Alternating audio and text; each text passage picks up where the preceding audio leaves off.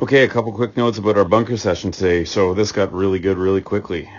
First, we'll start with our setup. So we want to make sure that we set up about 20 or 30 degrees open. So if you watch your feet are pointed out this direction. But if you look at where your target is, where you're trying to hit the ball is out this direction. So you see there's not quite train tracks. We want to make sure that we're set up about 30 degrees open, so that therefore the club face opens up about 30 degrees as well.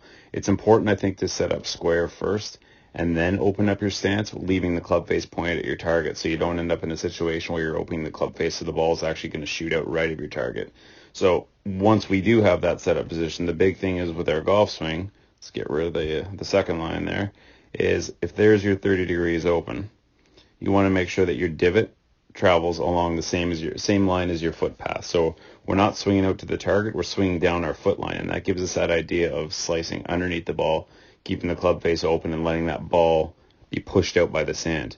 So if we start to roll the video here, we'll look as you start to take the club back. We really want to focus on making sure that there's a rotational turn, not lateral movement. So when you get up to the top of the swing, you see that there's very little move this way, right? It's purely a rotation. So if there's any weight shift at all, it's really going to be as we drive onto our as we drive onto our left foot, that back foot may come off the ground a little bit, but not a ton of lateral movements. We're not diving forward or compromising our contact point.